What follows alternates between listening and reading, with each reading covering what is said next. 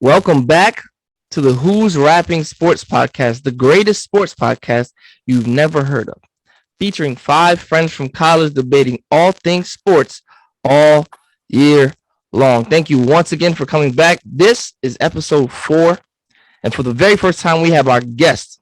I will introduce him, but first, let's introduce the guys. I am Logan. We got Mio over here. It's me and Mio out here. And we have our guy Cam. What's going on, guys? What's going on? Hey, I like that Porzingis trade. All right, we're gonna get into them trades, but Tamar and Trudeau weren't able to be with us today, so it'll be the three of us and our guest holding it down. To introduce our guest really quickly, his name is Justin Thomas.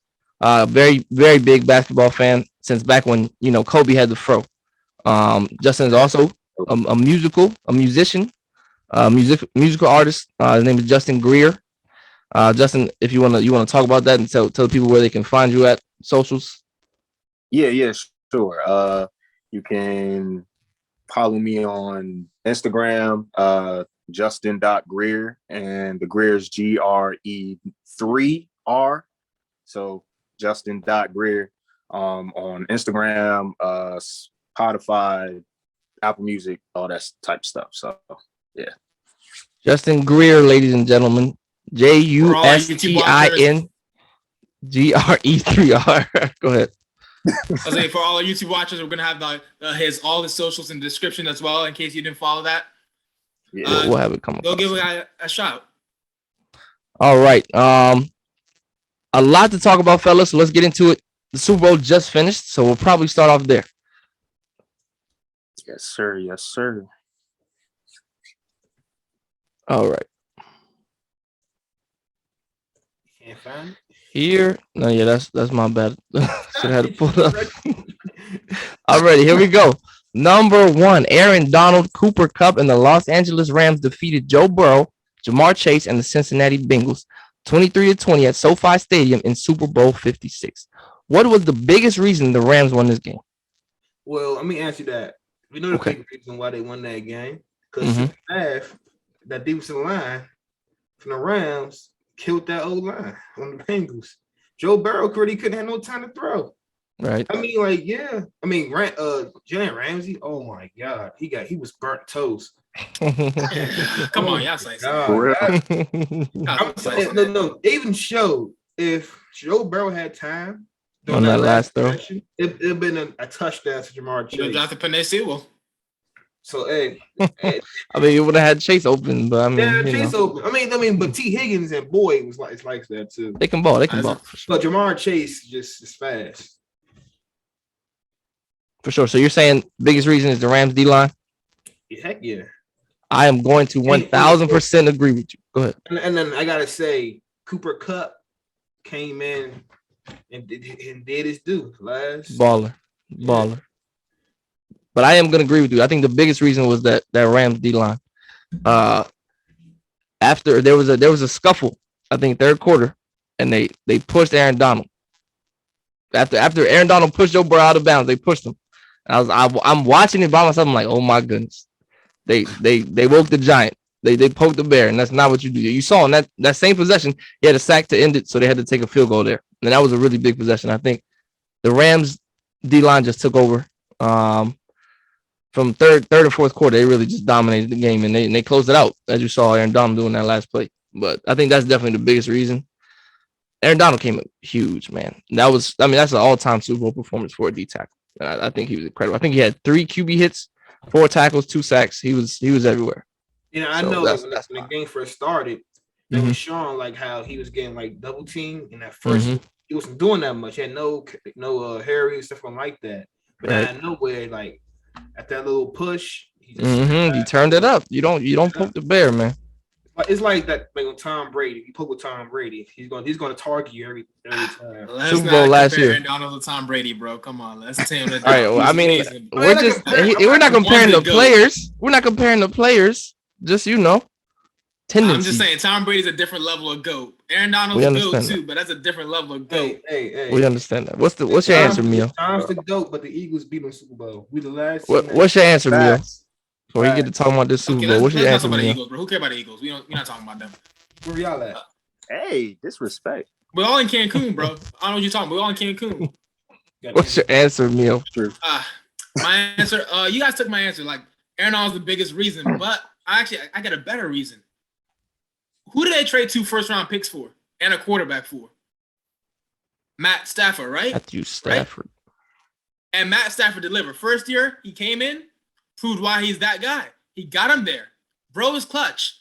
All these years of Matt Stafford's not the best quarterback, but he's definitely a top 10, arguably top 5. This guy can make clutch throws. He can make all the plays you need in a quarterback. I see you making that face. I said arguably, sir. Very, very arguable. It's arguable. He has a solid argument, but he can make all the throws. He can make all the reads. He's experienced. Sean McVay is a great coach, but he had to hold Jared Goff's hand. And sometimes you need a quarterback who can make the play.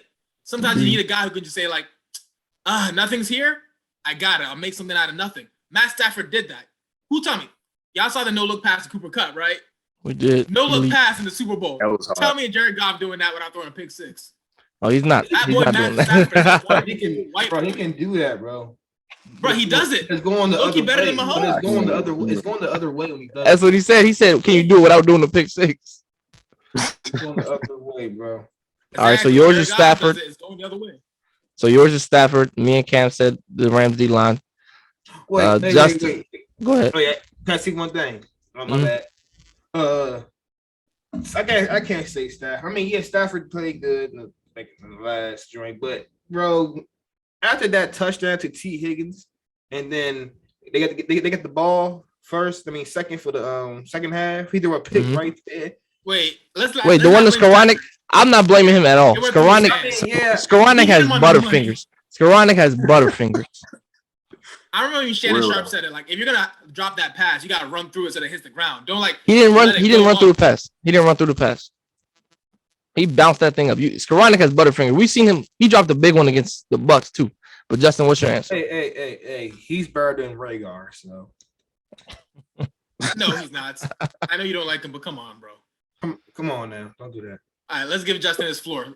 So, first of all, I'm gonna say I'm like a casual football fan. I'm not like, I don't know all the like intricacies of the sport. My brother actually plays that sport, so it's kind of like ironic. I'm the basketball guy. He's a football guy. But I did watch the Super Bowl. I do know enough about the sport to say a little something. And as much as I agree with the defensive line, absolutely, this was actually the first time I watched a Joe Burrow's game, and like I had heard things about like his line being bad, but I saw it firsthand. They they held up like the first half, I think, pretty okay, but the second half they just pancaked, man. Like they was getting like destroyed.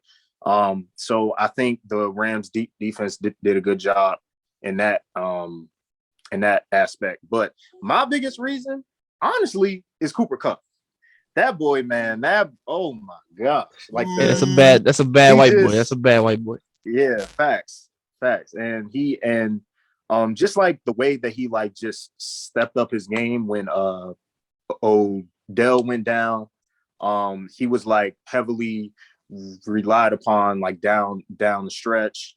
I think both of his touchdowns came after Odell got hurt. I'm pretty sure. I know one was like to kind of like make it 22-20 or something like that. So yeah, still the game basically. The game winning touchdown, yeah. And so I think just the way he kind of took over the game, put his footprint on the game, made some big plays, big catches. My one in particular was the fade jump, like where he just like turned the cup. Oh my, that was just so cold. I'm like, man, like he's incredible. That's album cover right there. He's incredible. So, as much as the Rams defense definitely did their thing, Cooper Kupp and the offense definitely still had to make the plays down the stretch. They still had to come back. So I'm gonna give it to Cooper Kupp. I feel that. I just want to highlight. I love your answer, Justin. Like a lot of times people like who watch the sport a lot, like they look too deep into things. You gave your honest opinion as a casual fan. Like your opinion is the most pure opinion. Like you saw what was happening. You saw that O-line getting wrecked. You saw Cooper Kupp dogging, and that's really the story of the game right there. Absolutely. Oh, be quiet because you, bro. What? You. I know. No, just not talking you, but I'm talking to this man right here. This man want to talk about. Oh, I can see you're not a casual. That's not a casual take. But this nigga be saying when the Ravens would lose a game. Oh, it's not Lamar's fault. Lamar played great, man. Probably had like 4 fumbles. I'm not a casual fan. I have like, I take a step back take. I like to analyze things. A lot of times it isn't Lamar's fault, but that's a side topic right now. No. I remember in the playoff against Buffalo when Lamar threw a pick 6. That's not Lamar's fault. I said we all make mistakes. Okay, so fans watching, this man's trying to put words in my mouth. I said we all make mistakes. I ain't say it was his fault. Logan. I don't remember. I'm not gonna lie to you. No, wait. Has this man ever criticized Lamar Jackson? Yes. I don't believe I've ever heard him criticize Lamar Jackson. Because he doesn't listen to anyone else. I don't think I've ever heard him Look, that's why he got the criticize headphones on. He only listens to himself. And also, besides that, like, I know, like, John Madden passed. He should be the cover of Madden and all that. I think if they don't, like, make him, like, the cover or just make him the legend cover for John Madden, that cover athlete should be Cooper Kupp, I believe. I agree. That's a good one. Very deserving. But, I think Madden I want to see a get Joe Shiesty cover. Not yet. Nah, but bro, he was incredible. I think Coop did his thing this year. I'd definitely give it to Kupp if it's not John Madden. But I mean, like the story of Cooper Kupp had and all that rising up. Incredible. Like this, I think incredible. The cover. He should be the cover. Y'all actually convinced me to get Cooper Kupp on that cover. I wanted to see a Joe Shiesty cover, but damn. Soon he got time. We're gonna talk more about Joe Shiesty could be one day be the cover, but not all right. This is 1 year wonder, but that's for later. He's a 1 year wonder. We're gonna talk about that right now. Actually, all right. Question number 2. We're gonna talk about Joe Burrow right now. Number 2. Yeah, he said Joe Burrow's a 1 year wonder. So we're about to ask right now. Joe Burrow. Well, let me ask the question. Joe Burrow and the Bengals came up just short, falling 23-20 in the Super Bowl. Burrow threw for 263 yards and a touchdown. But he was sacked a Super Bowl record 7 times throughout the game. Will Burrow ever be able to lead the Bengals to the Lombardi Trophy? Hell no. I'll say he has a better chance to lead the team to a Lombardi Trophy than Lamar Jackson. Here we go. You want to know why? Justin said facts. You want to know why? Because at least the Bengals got support on that, the skill positions for. Lamar has support now. So Lamar, they're not as good as what? They're not. Okay, hear me out. Hey, Lamar's better than Burrow. I'm talking. So he can make Let more me talk with real less. quick. I'm he has talking. enough. No. I don't got time for your hate. I don't love got time for your love for Lamar right now. I'm giving love to Lamar's receivers. Not even Lamar. His receivers aren't bad. Bro, I like Bateman. I like Hollywood. You just called he might get AB. A one hit wonder, bro. No, he's not. A 1 year wonder. A 1 year. No. We got it now. A 1 year wonder. Clip that. Let me elaborate. Let me elaborate my opinion. Wait. Let me say something. Can I elaborate? No. Let me say something. All right. What the hell Lamar Jackson do this season? I know he's got injuries in the team, but what did he do this season compared to Joe Burrow? How many comeback victories did you see when Lamar had to pull out his ass with injuries? Hey, before he got injured, I'm crazy with them comebacks. Go ahead. The Ravens were 8. How many comebacks did Joe Burrow have in the playoffs? He had a few. He had the big one, the huge one at the Chiefs. That was incredible. Yep. Did he come back to the Raiders? Did he come back to the Raiders? Did he come to the Raiders? I think they were already dogging the Raiders. I think that was a game. I think they beat them. I think he did come back on the Titans a little bit at the end or something. Hey, I gotta say something. That KC one was crazy. Lamar been to playoffs a lot of times, but he never been to the conference championship game. Okay, that's my take right here. Let me get my take right here. Now, when I say Joe Burrow is one here, I don't think Joe Burrow is gonna suck himself. I think he's never going back to Lombardi. Let me give this take. How many quarterbacks have lost to Lombardi have ever gone back? None have ever even gone back. Wait. I was about to say, wait a minute. You said nobody who ever lost Super Bowl? Okay. I gotta say, I don't know. Like, About I saw this on CBS. The last 8 quarterbacks who lost the Super Bowl never even gone back. These guys include Jimmy Garoppolo, Jared Goff. Let's see. Your boy Why you naming the 2 trash ones? I was about to say you're naming trash quarterbacks. They're not Joe Burrow. At all. Name the other ones. Name the other. You said it was 8. Name the other one. Look at Space Boy and think. Look at him. Got him stuck already. Let me pull it up. We early in the show. Early in the show. So I didn't. Usually I'm a more prepared guy who brings notes, but like Yeah, I didn't have time to bring you're getting jumped right now. Then he go. No. He went back to that one. He went back to The only one that came back was Tom Brady, and he came back. Yeah, I was about to say Tom Brady. Yeah. Yeah, I was about to say. Didn't Kaepernick didn't come back? Come back. Matt Ryan didn't come back. Matt Ryan's a good quarterback, right? Fairly. Yeah. Kaepernick was a good quarterback at his time too. Who else didn't He come was very. back? I mean, he got kicked out of the league. Lost. He never came back after he lost. All right, who else? That's another one. Hey, bro, I gotta say this, bro. And also, I got more reasons too. They got a great chance to come back. If they get a better O-line, I know damn well Jamar Chase gonna smoke Marlon Humphrey. So here we go. That's a possible thing. Jamar Chase is very good, but Very hear me good. out. The reason a lot of teams don't, because like it takes a right blend of perfect things to win a Super Bowl. I don't think the Bengals will ever find this right blend. A lot of things went right for them this season. Let's be honest. Let's look at the situation in the AFC North. Steelers in turmoil. The Browns, well, misusing talents. I don't know, Baker being injured. The Ravens literally being the injured reserve team. Right. You think this is all going to happen right again for the Bengals to take the reins of the AFC North? The Bengals are good. They'll be a thing. But do you know how hard it is to win a Super Bowl? That's why I don't think they're coming back. Hey, you know how hard it is for the Ravens to win a playoff game? It's a lot of hate. Look, let's talk Bengals. Let's talk Bengals. You know how hard it is for the Eagles to win an NFC? Let our guests get in here before y'all get into an Eagles-Ravens debate. Go ahead, Justin. I just have one question. Cam, what is like your personal vendetta with the Ravens? It's just him. It's just him. Wait. And to preface this, right? I am also an Eagles fan, right? I glorify that time when we beat Tom Brady. I watched the whole season from when Carson Wentz got hurt to when Nick Foles held up the trophy. I watched the whole season. But I'm just saying though, the disrespect towards the Ravens kind of like crazy. It's just him. We all love Lamar. We all love Lamar. It's just him. Lamar. It's just him. This man will say stuff that makes you hate the Ravens. He takes it too far. No. All I said was Lamar's a top 5 quarterback, and people need to shut up about that. No, that's not it. That's not all you said. But look, let's talk Bengals. One thing I'm gonna say, yes, Joe Burrow will one day win the Super Bowl with the Bengals. One law curse active. He has. All right, I said the Rams will win the Super Bowl. Who won? Oh, all right. I gave him my back to me.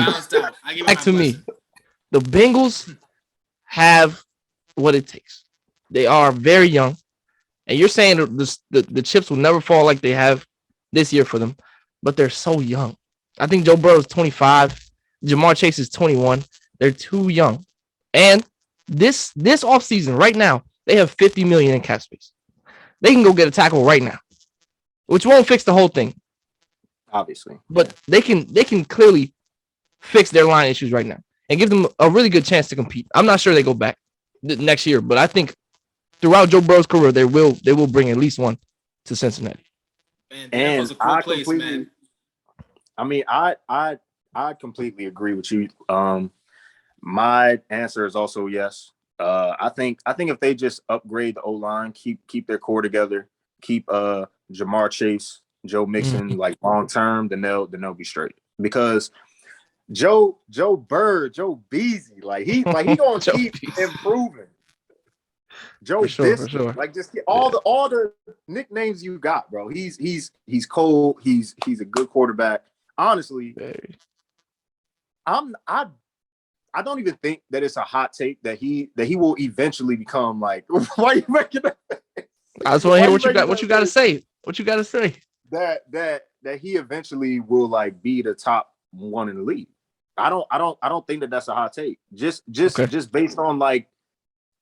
So let me ask you something. Like I watched the Super Bowl, right, and I saw how poised he was the whole time. Like he didn't very poised. poised. Like, smacked to the ground. He was looking poised. Okay, there. He can't block for himself. But wait.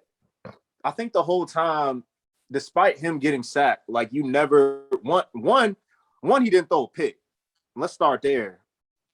First of all, Ridiculous. First time in the Super Bowl, young quarterback. This is what, like his third year, second year, something like that. Second year. First time, didn't throw a pick. First of all, and second, he did throw a touchdown. Was poised the whole time, even when he was getting killed. So like I'm just saying, like if you just upgrade the O-line, like keep the main core together. Sorry, I can't even speak. Keep the main core together. Mm-hmm. I think that they'll be fine and they'll make it back eventually. I think they'll make it back. 1,000%, man. Also, I think they messed themselves up when they had P-Rod in there. Oh, they didn't have Mixon in the game. Right. I don't know why. Good question. What would have Mixon done to Aaron Donald? No, okay, yes, it's Aaron Donald, but Mixon's a little shiftier. He's a little shiftier. But Joe was averaging like 4.6 yards a carry. Oh no, I agree. Loose. Joe was getting cooking, loose. But like on that play, Aaron Donald was dedicating all he had to the run. I mean, you saw what happened. That was an incredible play, by the way. Like y'all said, Aaron Donald's a bad man. I think Joe is better at avoiding. Right. He is that way. He's shiftier. You have to have your best players into the game.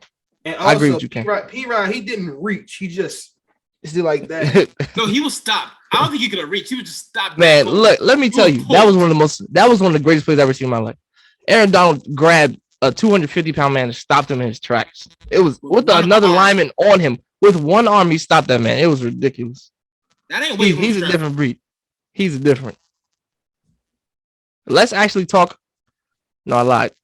We're going to talk about Matt Stafford next. We ready? Yep. Yep. All right. Next question. Cornerback Richard Sherman took to social media following the Rams Super Bowl win to question those calling Matthew Stafford a future Hall of Famer. He compared the Hall of Fame bar to a participation trophy. Do you believe Matthew Stafford has done enough to be considered a Hall of Famer?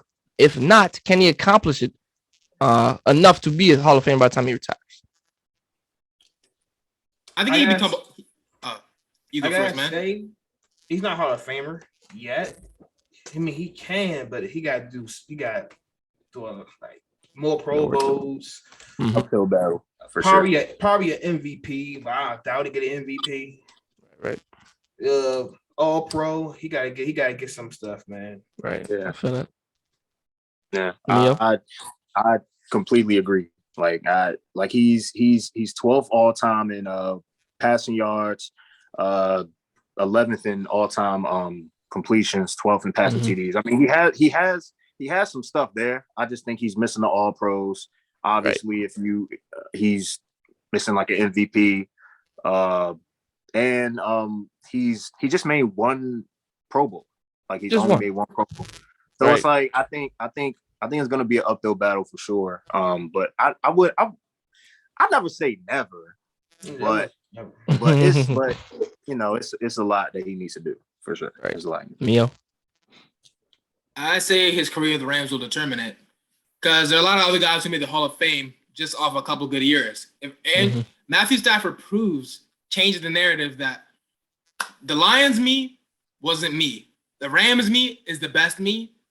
Then he can be a Hall of Famer. If he doesn't have to win in the Super Bowl. He just have to put like 4 solid good years with the Rams, maybe make a couple Pro Bowls, and maybe like one All-Pro team, and he's in the Hall of Fame.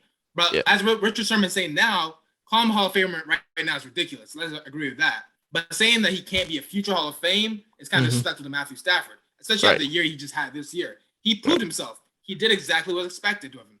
And even more, actually. He won the Super Bowl. He brought a chip to LA.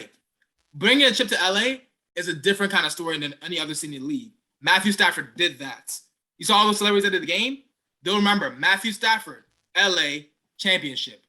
First year in LA too. And I want 1,000% with everything y'all were saying. I don't believe Stafford is a Hall of Famer yet, but I don't think it's his fault. He was in Detroit. I think he had the talent. He just never had the team. He did have Megatron, but he never had a team, right? So I think I want to say he will get there by the time it's over. I want to say if he can give me 5 to 8 good years with the Rams, He's 34, I think. I know. Yeah. So, Tom Brady's retired at 44. It's possible. So I don't know if he can give me between 5 to 8 good years with the Rams. I think he can make it. He definitely needs some more Pro Bowls. MVP would be nice, but we'll see. Let's not forget Kurt Warner though made his Hall of Fame career based off a couple solid years, like 6 solid years. You only need a couple years. And that's the big thing though. I think that just based on how like players talk about like the Hall of Fame, just because it's different with basketball, where it's kind of like it's kind of the same where it's the basketball Hall of Fame, not the NBA Hall of Fame. So like you don't necessarily need to like achieve these great things in like the league to like get in. So just based on how players in the league talk about it, it doesn't seem like you need to achieve that much. So he'll probably get in if he continues to have like good years. But me personally, like, would I be like, yeah, he deserved it? Probably not, unless he wins another MVP, Pro Bowls, etc. Right, more accolades. Okay. The book is still open. Let's all agree. The book is still open. For sure. Definitely. All right, we're going to shift gears from Matthew Stafford to that incredible D tackle. Aaron Donald finished the Super Bowl with 4 tackles, 2 tackles for loss, 3 quarterback hits, 2 sacks, and 1 huge game-clinching play. There's been some speculation that Donald could walk away from from football. He cleared those rumors at the parade the other day. So, but if he did retire right now, where do you rank him all time among defensive players? Top 5. Top 10. Definitely top. He's top 5. Yeah, but like this would be a really early retirement. But even in his 8 years in the league, 3-time defensive player of the year. Yes, very dominant. Yes. He's insane. He's ridiculous. He's I believe he may be. Barry Sanders retired early, and he's like a top 5 running back. Yeah. So what he makes too early. I know wrong. Look at Megatron early. He's accomplished a lot. Megatron would be easily a top 5, right? But people don't usually rank him top 5 because like he retired early as well. That's the same way I look at 80. But then I say 80 is better. Aaron Donald's resume is different. Stacked. It's stacked, but this would be an unusually earlier timer for me to put him top 10. But like I said, he's not leaving. He's not leaving. Like I said, he's not leaving. He's not leaving. But if he retired now, I'd be like soon to consider top 10. Wait. No, I said he's top 10. Okay, yeah. No. He's top 5. I thought right, yeah. That's what I was saying. He's top 5. He's top 5. I'll never dare put him outside the top. Is he top 5, Mio? If he retired now, no. Okay. Who do you have over? There is one player for me that absolutely has to be over him. So he's top 5. LT is the only one that had to be over him. I think everything else is debatable. To be honest, Aaron Donald is a problem. You guys are gonna get mad at me, but I think Aaron Donald could beat out LT in the next 3 years if he played more like this. Yeah, I can see that. It's possibilities. It's definitely possible, but LT was something different. LT won MVP. Yeah. Not defensive player of the year. He won MVP. Well, let's be honest. The voting was different back then. Offense wasn't a priority back then. Aaron Donald, no matter how he plays, could never win defensive of the year. And JJ Watt deserved it back in that year. Yes, he deserved it. He deserved it. Offense, and they still didn't give it to him. And they gave it to Rodgers for a good season. Touchdowns. Yeah, that was JJ Watt's MVP. But they robbed him. I mean, only people like I can argue between Reggie White and Aaron Donald for that number 2 spot. Ed Reed. What? You have him over Aaron Donald? Bro, the pick 6 king. Ed Reed is interception king. Ed Reed is one of them dudes. He's definitely. Who's the best secondary player in your opinion? It's Ed Reed. It's not Dion. Ronnie Lott, Dion. Ed Reed leads in major interception categories, including most interception return touchdowns, most INTs. Ed Reed leads those categories. Who's the best cornerback in? Who's the best cornerback in the league right now? Cornerback. Yeah. DB in the league. Best DB. Who's the best DB in the league? Yeah, DB. Ramsey, right? That should be his answer. He's not gonna say it, but it should be Ramsey. That's crazy that he's thinking about it. That's crazy. Go ahead. Who you gonna say? I want to say Ramsey, but it could be Trayvon Diggs. That's what I was about to say. That's why you did that, because you knew I was about to say that. Having the most picks does not make you best DB in the league this He the season. best. League leader reception. Wish Clarence was here right now because he would be going in on. He hates Trayvon Diggs. Listen to me. Diggs. Having the most picks does not make you the. If you have that many picks, causes a turnover. I don't care how many yards he lets up. He'll give the team back the ball. Let them throw the ball at you. They didn't throw the ball at you. Hey, Logan. You getting so raged up, but your mic messing up, bro. Don't bust the blood vessel, old man. Your Trayvon mic Diggs is changed messing up the game. on you. You are lucky. You are lucky Clarence ain't here today. You are very lucky Clarence did not come today.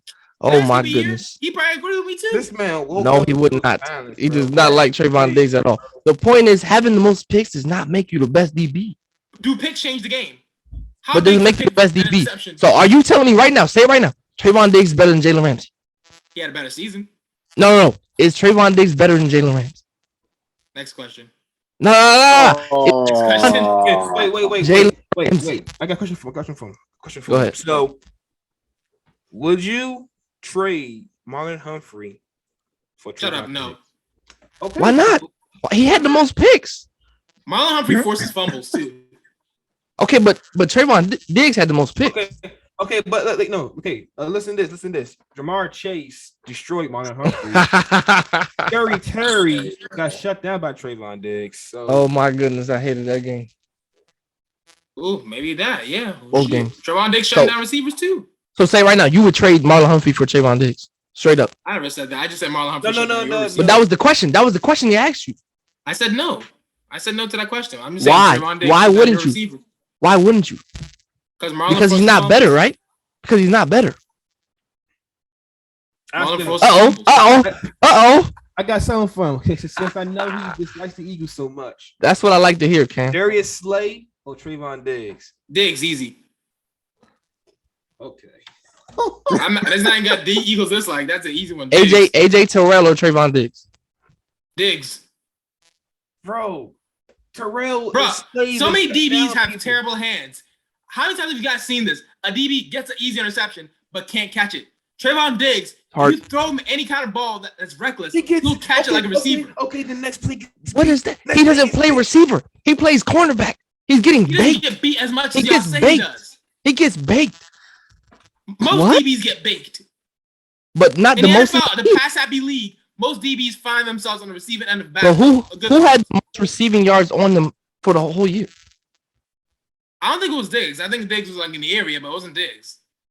But does that mean he's a corner? And okay, they can. Diggs is also the most targeted too. So they can target him. You don't know why? You don't know why he gets targeted? Because he gets beat. Good corners don't get targeted. Deion Sanders, they weren't throwing the ball at him. Richard Sherman and his Seahawks prime, they stopped throwing the ball at that man. Throwing the ball at Jalen Ramsey in the Super Bowl. That's a good corner. He was getting baked. But he's better than Trayvon Diggs. Don't tell me Trayvon. Don't tell me he's not better than Trayvon Diggs. That's all I want to say. Say Ramsey is not better than Diggs right now. I said Diggs had a better season than Ramsey. No, but who's better? I mean, this is Diggs' first breakout year, so like, let's get to the next question, bro. I'll be right later. All right, that's what I want to hear. All right, we're going to transition. Actually, since we have a musical artist with us today, we're going to talk about the halftime show. So, Dr. Dre, Snoop Dogg, Eminem, Mary J. Blige, Kendrick Lamar, 50 Cent, and Anderson.paak all took the stage for Super Bowl 56 halftime show.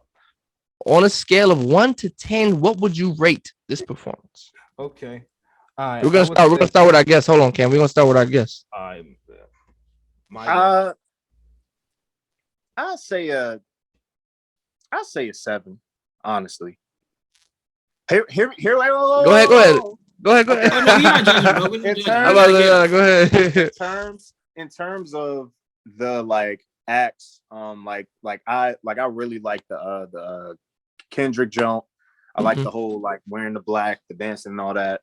Love the song. I think the songs were good. It's just for me, I just don't like how it was like structured. I think they had too many like acts on at one time. Whereas they could have I don't think that 50 Cent was needed. Like, you feel what I'm saying? I mean, like that's just me. I think that they should have had do more songs than him. That's just me personally. Okay. Yeah. Yeah, but that's just me. All right, Mio is dying to go next. I think it had like my mom for sure loved it just because most, if not some of those songs were like from her like thing, so she loved it. Me personally, being a musical artiste myself, you know, I personally like M more than I like 50. Okay. So I would have rather heard M than 50. Right. That's just me. But a 7, you know, it was cool. Mio, go ahead. I know you waiting for it. All right, hear me out. Y'all gonna hate this. You got bad taste. 5 out of 10. 5 out of 10. And hear me out. I loved each artist they picked. Each artist they picked was someone I actually loved listening to. But as a show, the show itself for me wasn't it. The artists they picked and the songs they performed, I loved it. But the show, it felt like a regular concert to me. I was watching on TV. None of it struck me as really amazing. Like, it never broke the groundwork of arts. The performances was amazing. The singers sang their heart out. The songs they picked was awesome. But like for the Super Bowl halftime show, you guys, who's seen the Michael Jackson halftime show? Remember how amazing that it was, right? That was a show, right? That's not even more of a concert. That's a show. This is more like a concert halftime. In terms of the artists and the songs they picked, great. As a show part, I think that's where it was lacking. Even last year's The Thing of the Weekend, you saw the art with that, right? In my opinion, the Super Bowl halftime shows gotta be more. It's gotta be the biggest show, not just the concert, you know? That's just my preference, though. That's why I give it a 5 out of 10. Okay, I give it like a 8.5. Just one reason. When they played California Love, I thought we was gonna get see Tupac. But hey, man, I heard some rumors. But hologram. Okay, I'm sorry, but I like the 50 Cent on there. There's How you not like 50 Cent? There's one main reason. It's because like one, we know Dr. Dre found Snoop Dogg. Dr. Dre found Eminem. And Eminem found 50 Cent. All right, sure. So I believe that it was a great idea to have 50 Cent on there because it shows like the triangle and all that off that. And I like how 50 Cent was like upside down. Go. You liked it, but 50 Cent did not like it. He was struggling. He was struggling. Kind of, yeah. Everybody's making memes about that too. 50, you did He great. was fat, but it was cool. It was cool because it was like, oh man, 50 Cent. I haven't seen 50 Cent do something live in a minute. That man had a 50 more Cent. I'm telling you. Hey, yo. I love 50 Cent songs, man. Many, man. Wish that. On me. Come on, Yes, man. sir. I mean, it's that man. Sir. My bad. It's all good. It's all good. You're a rapper too. What you think about it? I loved it, man. That's my favorite halftime show. Yellow 1 to 10, then I guess 10. Yeah. No, I'm gonna go 9 just because everything I'm gonna be a 10. But I loved it. When I'm watching, I was jigging along with it. When 50 came up, I actually loved it. He said, what was it? It was what did he sing it? In the Club, right? That's the song he did? Yeah. Man, I was singing every word, man. I love the artist. I think the NFL went in a good direction with this. Like I love hip hop. You know what I mean? And you're in LA and you got all these LA rappers. So it was just really dope. And then Snoop Dogg up there, crip walking. It was just a really good show. Yeah. I really enjoyed it. I'm a big Eminem guy. I love Eminem. Incredible wordplay, man. So I'm telling you, next year Super Bowl was in Vegas, right? No, I think it's actually Arizona. I think Arizona. It's Arizona. I think it's Arizona. Well, I hope that they call like Kanye or something.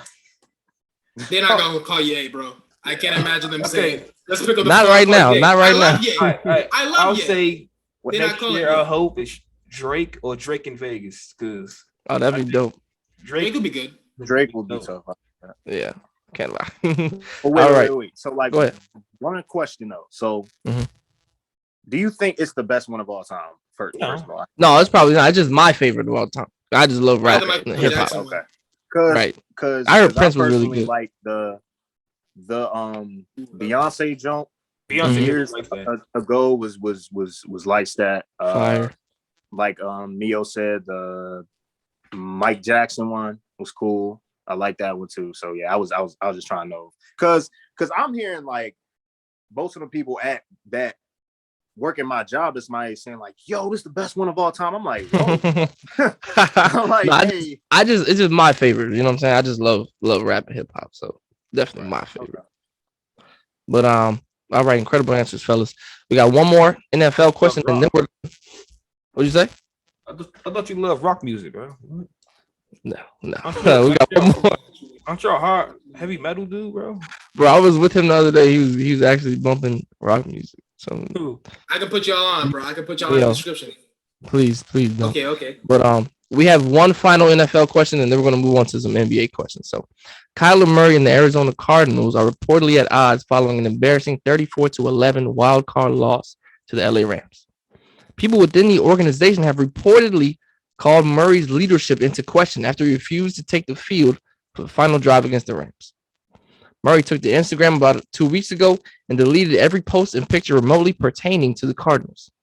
What is going on with the Arizona Cardinals and their former number 1 overall pick? I think it's just. Oh, you go ahead. No, you straight. You go I'm going. I'll wait. I think that's right now they're having a little problem. He's gonna be there next season. He's gonna be there next season. I believe Agreed. so. I just think right now. Okay, I think Murray needs a D-Hop.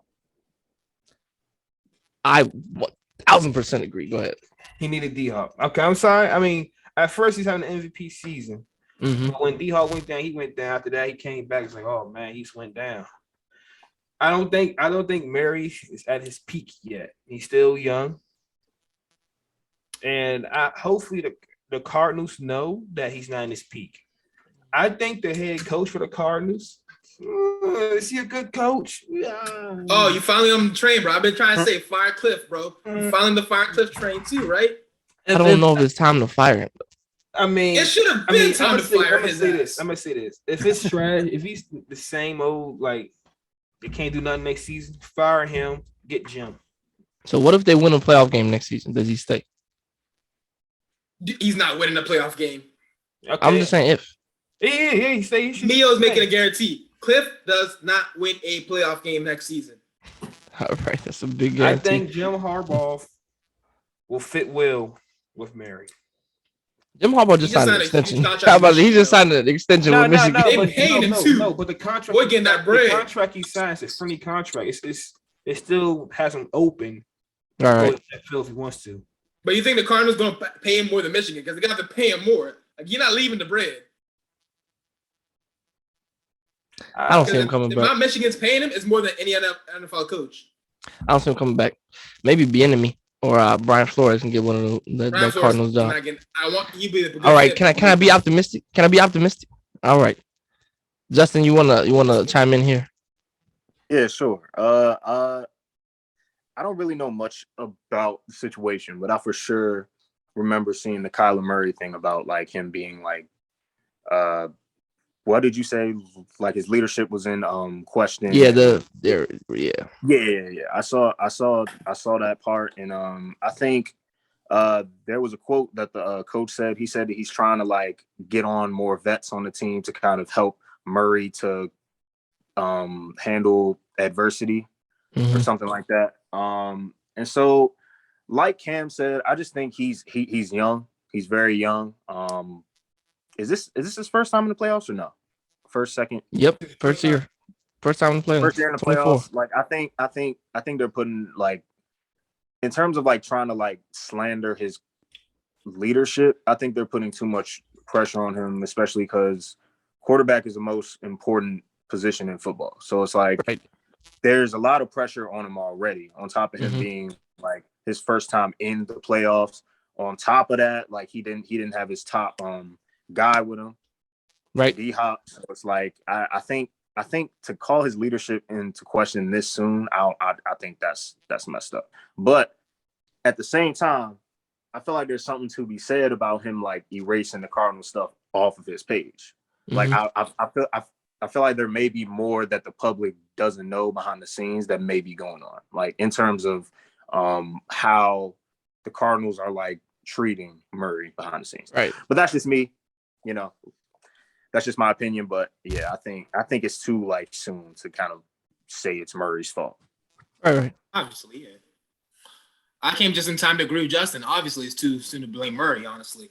Honestly, I think Murray's a competitor. And I heard this story about Colt McCoy and Murray having an interaction with the sideline in that game. Like Murray said, I don't want to go back in. People kind of saw, oh, he's being a diva. He doesn't want to fight.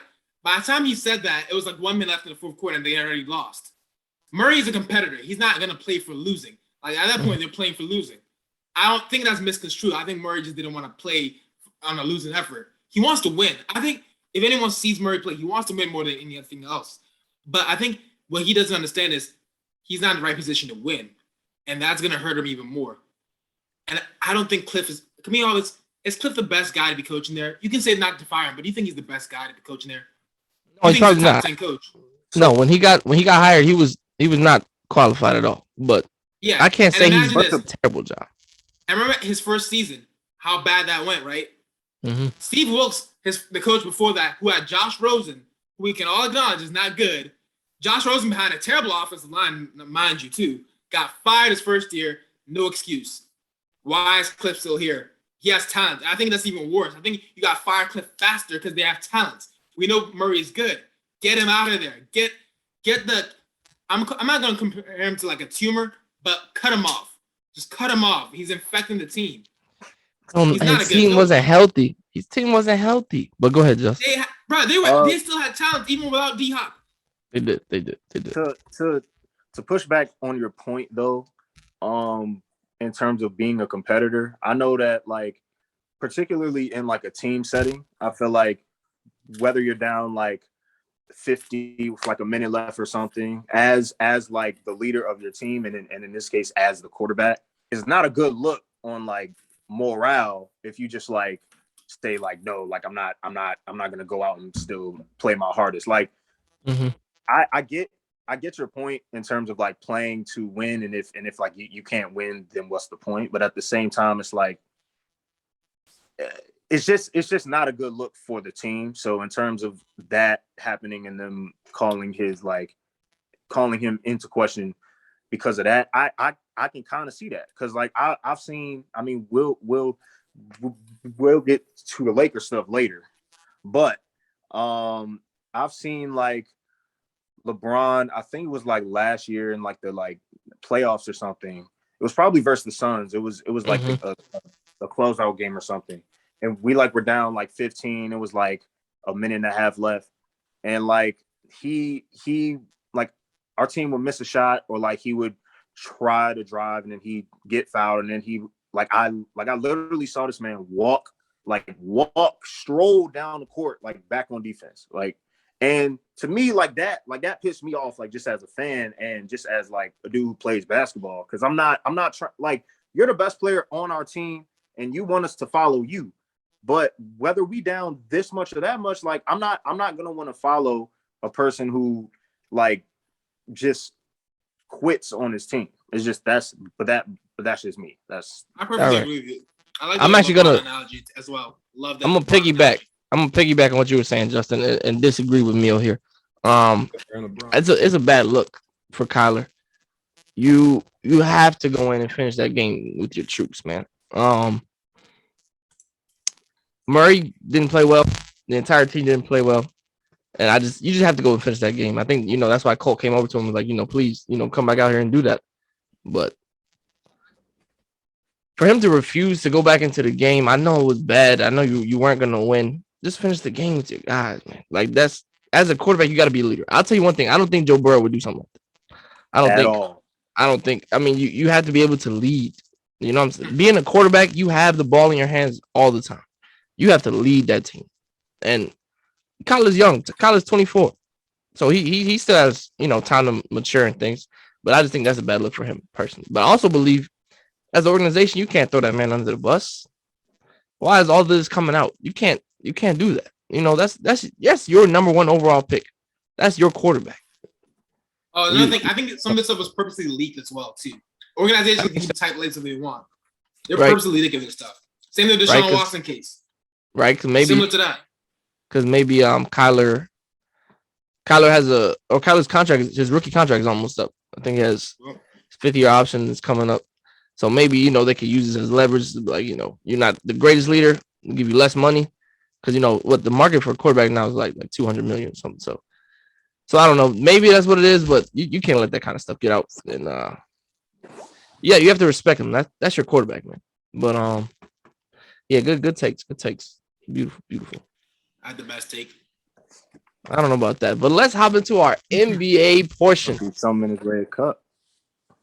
Let him know. There's some juice, bro. There's some juice. What's Some in that juice. cup? Let him There's know. some juice, man. Come on. It must be. I need It the must juice to be. be able to cook y'all, man. It must be. Let's go to the next topic. All right, we are into the NBA portion. We have to talk about the incredible trades from last week, right before the deadline. The Brooklyn Nets all-star James Harden was traded to the Philadelphia 76ers for Ben Simmons and more hours before the NBA trade deadline. Which team won this trade and why? Before you go, let me detail the entire trade so everybody knows, the whole trade. James Harden and Paul Millsap went to the 76ers. Ben Simmons, Seth Curry, Andre Drummond, a 2022 first-round pick, and a 2027 first-round pick went to the Nets. Who won this trade?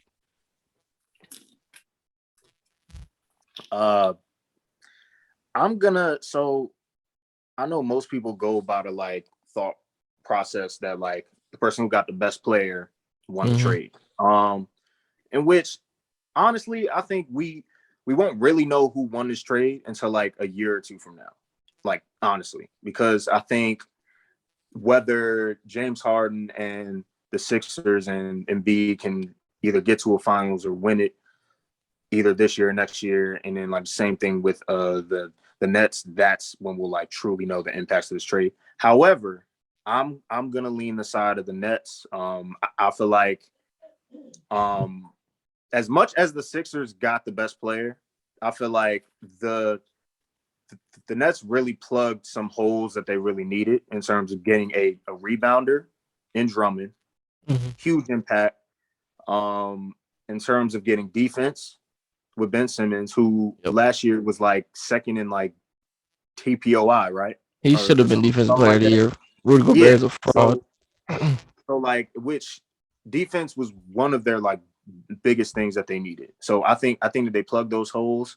On top of the fact, Ben Simmons, I think changing his game would be better for him long term. However, he really doesn't even need to change his game completely on this team. I think Kyrie is a great catch and shoot guy when he needs to be. He can play off the ball. Most of KD's career is off the ball. So and he's great at that. So I think he just fits right in, can take the ball out of Kyrie's hands when need be, and that's if he even plays home games, which that's a whole nother discussion. Right. But I think that I'm going to lead the side of the lean towards the Nets here with that. Okay, but slightly though, it's close. Slightly. 51-49. Cam, what you got? The Nets. It's the Nets, and that's one that, man, I think from years from now, he's going to sit the Nets because Ben is young. He's still young. Very. He's very young. James Harden getting up in age. I'm not saying James going to regress, but it's I don't think the 76ers is going to win. So we'll go to the finals this year. The Nets probably not the Nets because they need Kyrie.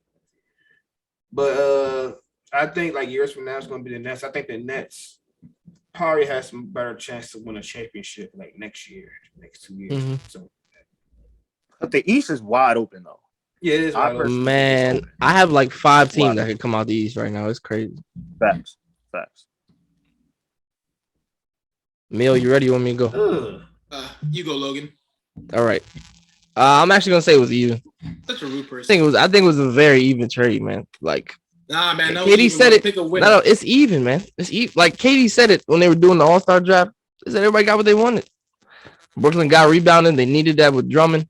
They got, like you said, defense. Simmons, he's a lockdown defender. Seth Curry too. I was about to say, and Seth Curry's a sniper. Besides, Patty Mills, they have shooters. And Joe Harris is hurt, but I don't know if he's coming back. But if he comes back, that's 3 snipers.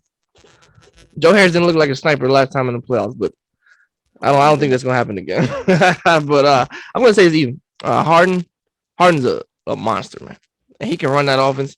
Pick and roll with him and Joel. Oh my goodness. Not to mention they have Tobias Harris. They did lose Seth. But Danny Green can step up and shoot the ball a little bit more. They have Thibault for defense. I just think this is perfect, man. James Harden and Joel Embiid as a 1-2 punch.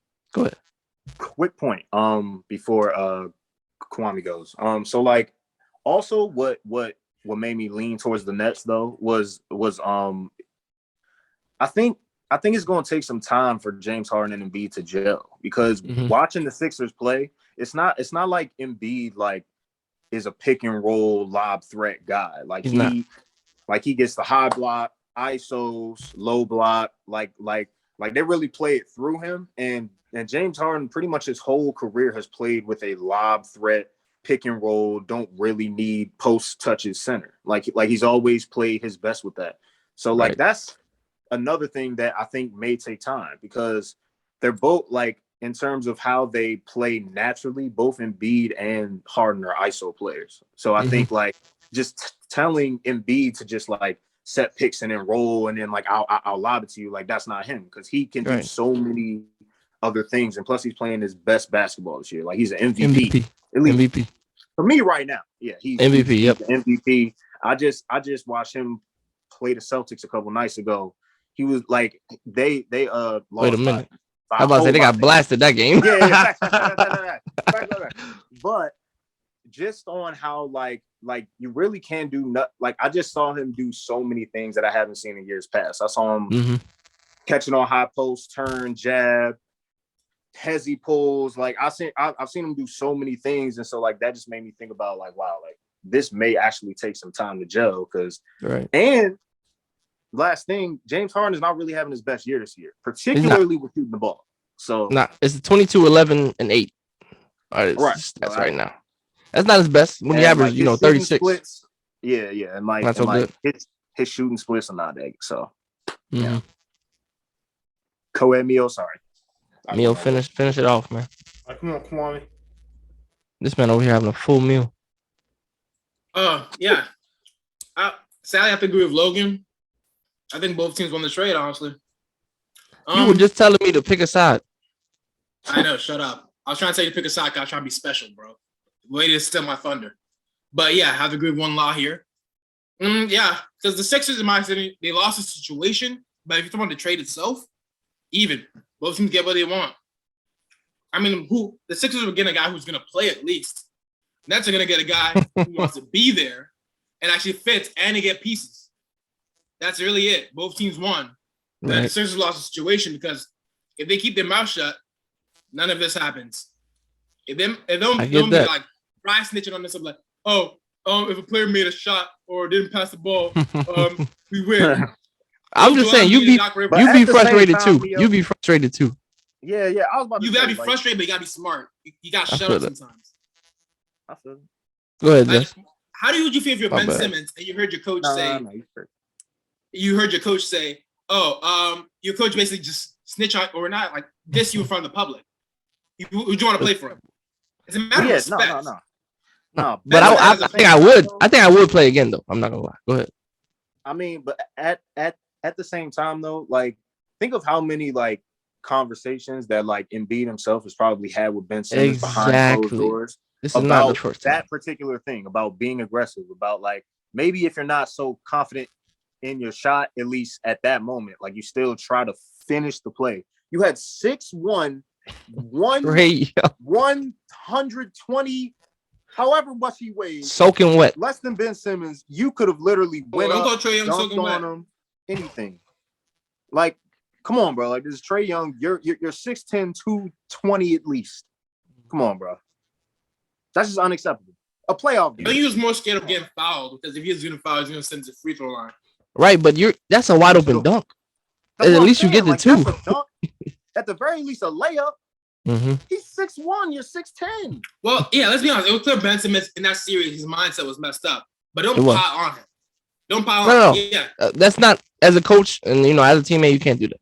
You gotta keep that stuff behind closed doors. They messed up for sure. I think Ben Simmons is actually gonna ball from the Nets. I think he's like I think so. He's hurt. He has something to prove. We're gonna see the best Ben Simmons we've ever seen. I think he's gonna average at least 25, maybe like 6 rebounds. Oh, stop. Whoa. There's I think Ben Simmons is Look. You were doing good. You were doing good. Look at Cam's face. Look at Cam's face. You were doing good, and then you started letting your mouth run. What do you mean 25 a game? He plays with Kevin Durant and Kyrie Irving. How is he going to average 25 a game? 25 How is he not? With KD, the offensive weapons he has the room to grow. He has the room to be Ben Simmons. Ben Simmons is the most motivated he's ever been. He's going to put the league on notice. This is a hot take by me, I admit. The same guy it's a cold take. He's going to put the he's going to averaging 25. How much is KD? How much is KD going to average? 20? How much KD going to average? Ben Simmons going to take KD shots? Come on now. Ben Simmons going to get more shots. He's going to take more shots. Ben Simmons going to take more shots than Kevin Durant. No, not more than Kevin Durant. I'm just telling him. Okay, then. I'm saying the Nets will be an offensive juggernaut, especially part-time KD. There'll be a problem. There'll be a problem. Ben Simmons is an incredible passer. An offensive juggernaut like they were before with Harden. Ben Simmons has playmaking ability. Now he does. Harden, but it's very great. It's incredible. And honestly, I don't even think they're gonna use Ben Simmons at the point guard. I think they use Kyrie at the point guard when he plays. When all three. I disagree. Ben Simmons can be score. Ben Simmons is a better playmaker than Kyrie. Ben Simmons is a better passer. But here's my thing, though. He's better. 25, yeah, you're right. 25 a game, Neil. That's 25 crazy. A game on a team with KD and Kyrie. That's James Harden only averaged 22, but he gonna average 25. How much you guys think he's gonna average? I think Ben Simmons is gonna go off. 15? 20. I'm about to say 20 at the most. 20 at the most. 20 okay, at the 20 is a most. fair understanding. I'll take 20. 20 at the very most. At the most. I am not taking. At the very most. He's not averaging 20. I was about to say, yeah. 20 is a stretch, but at the most. 17, you're not quiet. So look, what about the assists? I'm thinking he can get like 8 like to 8 10. I said 6-ish, maybe 7-ish. 6? Or 7. So he's gonna average. Wait. He's gonna average 25 points, 6 assists. How many boards? 6 assists. Maybe like 8 boards. Okay, so 25, 6, and 8. That's what Ben Simmons is gonna have. Maybe like 7. Let's say 7. Ben Simmons is a playmaker. I give him that. Yeah. 25, 7, 8. Maybe a block. Let me actually put it more realistic. Here's look a at it. final average. Let me put the solid. Okay. 22.2, 7.2 assists, 8.3 rebounds a game. That is my future vision. Mio seeing the future right now. 22, 7, and 8. 22, 7, and 8. And that's what? That's this year or next year? For the remainder of the season that he plays, yes. This year. Okay. Yep. No, but that's okay. Oh. Cam, you backing me up, right? Look at Cam. Don't even want to talk, but look at his face. Silent. You already getting jumped. He don't want to pile it on, bro. Okay, I'll say that I see Ben getting like 15 points a game or 16. 18. He probably going to get about 25. 7 or 8 rebounds a game. Mm-hmm. Assists, he can peak 7, 8. Highest that I think he can go is 9. He could probably hit 10. It depends on how they run the offense. How they use him, right? Yeah, how they use him. I think he could average two steals a game. I think so too. I think he should win Defensive Player of the Year. Defensively, Ben Simmons was a major boost in the Nets. Like, I think he was the best player last year for defense. He was better than Gobert. Bro, he was locking up Trae Young and he had the nerve to disrespect him. Okay, he was strapping Trae Young, but you have to make that shot. He was strapping Trae Young in that game 7. He was strapping Trae Young. Okay, in my defense, if you can't score on offense, Ben strapped Trae Young up. He did. Yeah, but he couldn't dunk on him though, huh? But I mean, come on, you can't dunk on him. He couldn't make a layup, huh?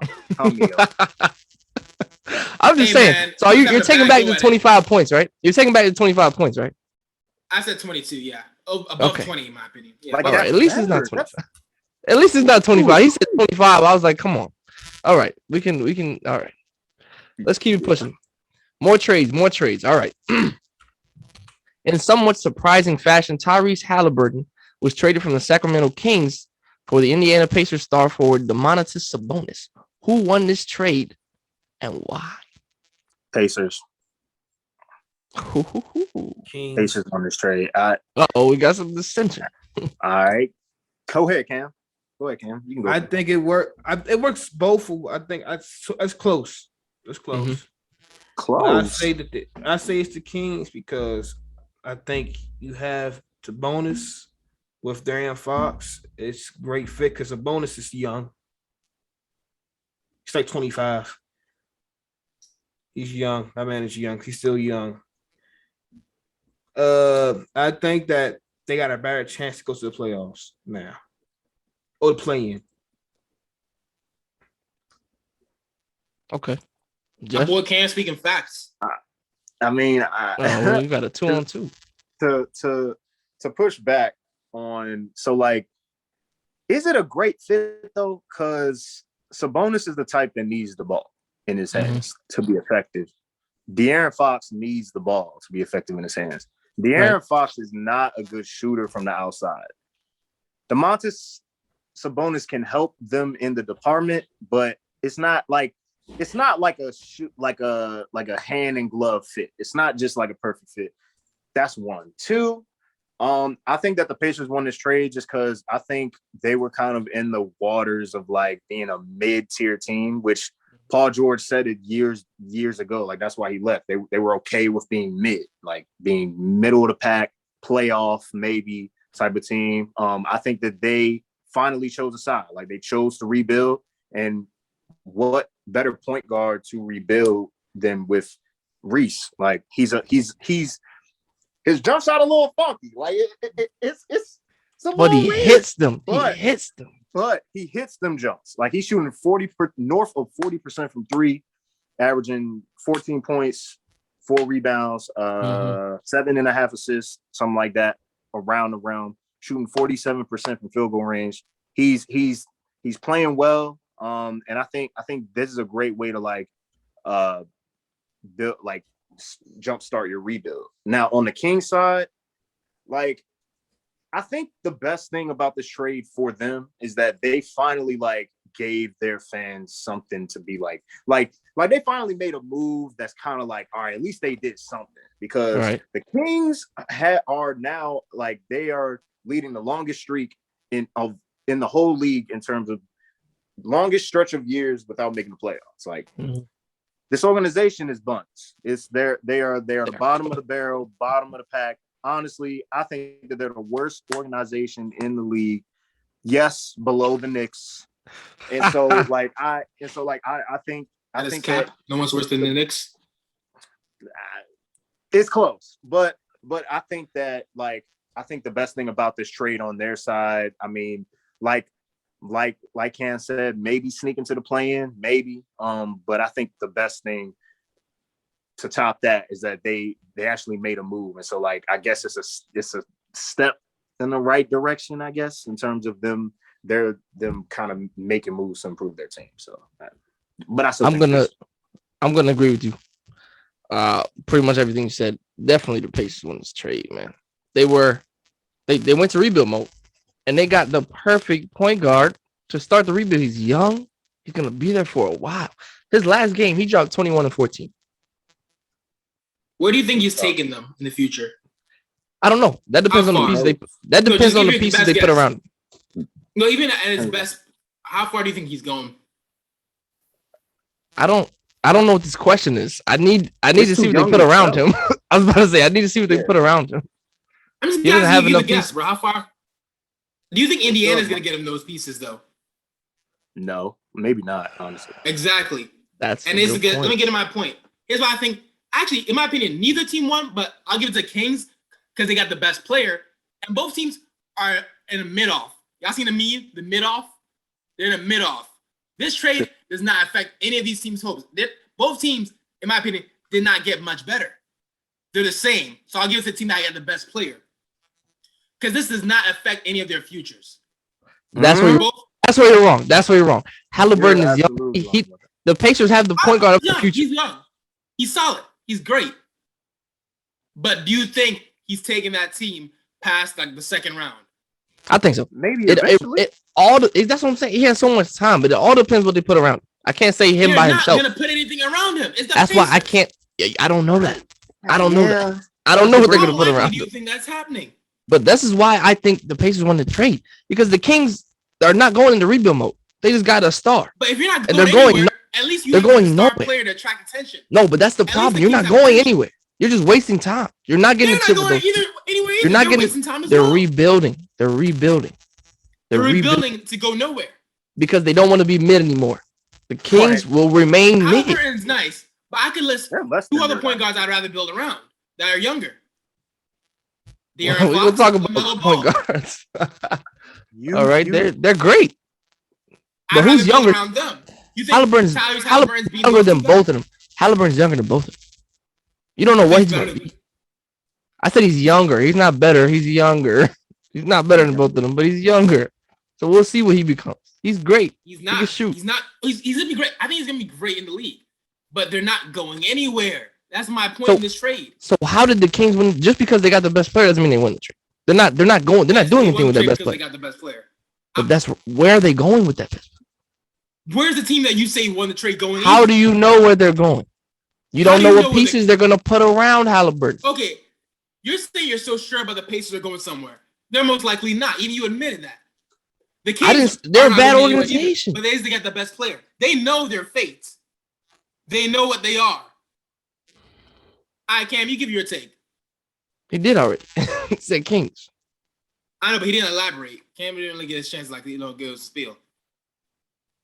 The Pacers, they are rebuilding mode. I think the Kings are trying to get some pieces to win now. I think that the Kings are most likely going to do stuff in the all season to get more pieces around them and try to win. It's going to be hard. Right. It's going to be hard. I'm trying to go to Sacramento. I mean, like, but the Kings with Sabonis right now. Sacramento is technically in California. They're 2-2 right now. Mm-hmm. Yeah, and Sabonis, his first game, he dropped like 22 and 14. I mean, so it's working. Here's my thing, Neil. Working. Here's my thing, though. Last great big man and they had, Boogie Cousins. How did they treat him? Traded my man at All-Star Weekend. Crazy. Let's not compare Sabonis to Boogie Cousins. Let's not compare the two. Come on. Wait, what are you trying to say? Is Sabonis better? I'm not saying Sabonis is better, but like Boogie Cousins has don't say that. Don't say that. Why? No, but he wasn't injured when they traded him. I think it's like a different style too. Like they both definitely play a different style of center. Like let's be honest, that too. Of course, but we're saying. Go ahead. Sorry. To the Pacers' point though, I think like your point with saying like, oh, like both teams are mid and that's what they're going to be. At the same time, the Pacers made the Eastern Conference Finals with Paul George, Danny Granger, Lance Stevens. So they've built some great teams. And when they did play the Heat, it's not like they got blown out. Like it was a 7-game series. So to push where the Kings at, bro? Like you over here slow clapping? Where the Kings at? You're highlighting the accomplishment. Like, we didn't get blown up by the Heat. Whoopee! Let's get a trophy. That's a super team. They made the ECF though. They made the ECF. Where have the Kings been? Where have the Kings been? Where have the Kings been? Not made the playoffs in 16 plus years. Hey, right now this might take them to the playoffs. They might go to the playoffs now. They're not. They're getting somewhere. They're not going to the playoffs. They're not going to the playoffs. Look. They want even more. You said what, Cam? They can fight to get in the play-in, but I doubt they get the play-in. But right, they're not going to the playoffs. They're buns, bro, buns. This is Cam. Cam agree with your with the Kings winning the trade, and then still disagree with your point. At two, Cam. I mean, the Kings are that team they have right now is not ready to go to the playoffs. Probably next year. It's the season. You think they can off season? Okay, I can agree with that. They can make the playoffs next off season. So is that better? Making the playoffs is better than the Eastern Conference Finals? That's what I'm saying. Yeah, the Pacers built a team. The Pacers built a team that went to the Eastern Conference Finals. Getting Sabonis only gets you to the playoffs. That's good enough. And where the Pacers about to go? And they're rebuilding. Exactly. They rebuild. They built that team through the draft. Paul George was drafted. Granger was drafted. Hibbert was drafted. Let's not lie. Talk to him. You can miss draft picks. You act like they're gonna hit their draft picks. They can miss them too. I'm not making a huge gamble. But based on their history, they've hit on picks. Paul George is what? Hey, they drafted Kawhi Leonard before they traded him. That's what I'm saying. They traded. That's even worse. What kind of shit All right, is that? bro. They drafted a talent and they traded him. Goodness. That's even worse. You trust them? The They get lucky. Now they be getting lucky. I trust lucky boys. I trust a team that in the past 10 years has at least made the ECF than a team in the past 16 plus who haven't even made the playoffs. And they've had Boogie Cousins. Incredible point. You are eating this man alive. Eating him alive. They made the Eastern Conference hunt, and that's what you're gonna give them. What have the Kings done? What have the Kings done? We're talking about now, bro. You use the same criteria to evaluate the Kings. What have the Kings done? You said Eastern Conference Finals is not enough. The Kings, they can't even make the playoffs. I think the Kings will do something at least with this. Where will they go? What's the farthest they'll go?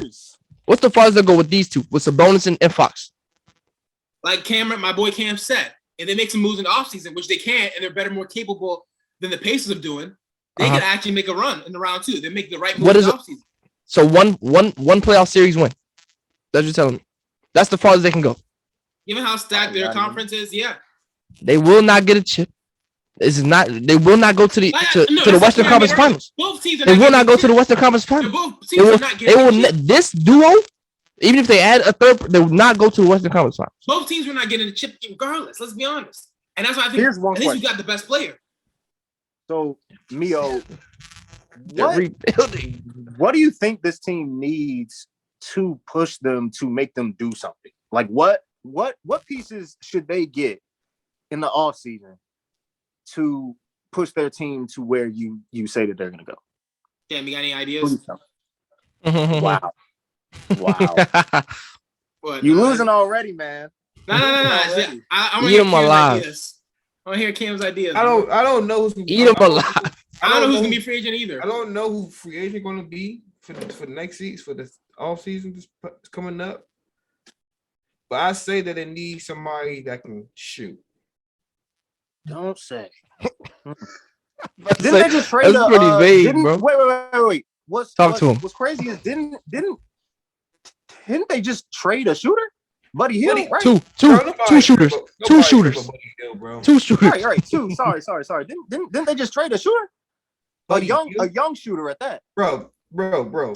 Buddy Hill is not. He's not a shooter. He's a shooter, but he's not that. But if you can get somebody that's like better than him that can play defense and you can shoot, I would do that. Oh, all right. Okay. Fair enough. Buddy Hill has no defense, bro. That's true. So what you saying? Like a Klay Thompson kind of player? I'm not saying they're gonna get Klay Thompson, but like a shooter and a defender. Yeah, sure. Like a 3-and-D guy. Okay. You can get DiVincenzo. So where does that? They have DiVincenzo. There's a shooter, yeah. They can use him. They can use him. That is true. Does Sabonis play defense? Yeah. A little bit. Yeah. Not no Rudy Gobert defense, but he plays defense. Okay, Rudy Gobert is a fraud. Don't say that name, bro. He's a fraud. He's a fraud. I think he's underrated, Did you see what Bron did to him yesterday? You saw what Bron did to him last night? Yeah, no. He Bron definitely went at him. But at the same time, like I think Rudy is a great help defender also. And like he's really good at shot block. Like don't call him a fraud like he Thank you. Roy Hibbert. Look. Playoffs last year. No, he's a fraud. 3-time defensive player of the year? No, he don't deserve it. Actually, look at the playoffs. Playoffs against the Clippers. Hey, I got something. Hold on, let me get this. Hold on, real quick, man. Playoffs against the Clippers. He let Terrence Mann drop 39. He let him shoot open 3 after open 3 and did not step a foot outside the paint. Also put that on Quinn Snyder. That's not his role. Also put that on Quinn Snyder. Tell that man to go guard somebody. That's definitely defensive schemes, but also Roy Hibbert is not a good perimeter defender. Like he doesn't have good. Wait. You said Roy Hibbert. I know. Rudy Gobert. Rudy Gobert is not a perimeter defender. Like he's mostly just a rim protecting center. Very good help defender. Like I think he's mostly that. So like to tell him to guard a guard on the perimeter, like he get didn't he get mixed by Steph Curry last year? So that was a couple years. Steph turned that boy around. Circles. Got mixed bad. Like had him like spinning around like loopy loop. I mean, that was expected. Let's be honest. Yeah. Yeah. For sure. But that's why I think Ben Simmons should have got that Defensive Player of the Year last year. He guards the best player on every team. That's a good point. Great point. But let's be honest. In that scheme, though, Rudy Gobert is a crucial piece of that Jazz defense. Very. Yeah, and I think that's why he's a centerpiece in terms of defense. Like, sure, you guys, they'll guard the perimeter, but if you come inside, Rudy is supposed to like basically contest everything. Right. And he does a good job of that. Yeah. He does. They exposed him in that one playoff series. Yeah, right. But that's more like a scheme thing. They exposed their specific scheme more than they did. And Quinn should have switched it up. Yeah, but Cam, did you have something to say? It's hard to switch it up. Right. Quick side tangent. Last thing. Do y'all think the tension, like rumors between D Mitch and Rudy are true or no? Because I personally think they may have some merit. Like, have y'all heard about that? I'm not. I heard about. What was that? That's from like the COVID stuff, right? Yeah, but like I think this it was probably like a month or so ago. I think Rudy said something about the Suns or something like at least like D Book plays defense, like something along that realm or something. Like he said something about the Suns and he mentioned D Book. So like I'm not trying to read too much into it, and like I kind of like butchered his quote, so don't take me there, but I think that it may be something there, because like when Rudy's not there, like they like defensively, the Jazz just ain't it. Like I feel that they still have the star player, like with D Mitch and everything, like and yeah. I was just wondering if y'all thought that's interesting. That's interesting because Rudy did give Donovan COVID. You know, when this all COVID stuff began, like 2 years ago. We don't know that for sure. That's not a proven fact. We don't know that. We suspect it, but we don't. Okay, right. Suspected because he was, walking around touching everybody's stuff in the locker room. So maybe that's where it stems from, and maybe it's advanced from there. But I also believe the Jazz aren't going anywhere without another star. So I agree.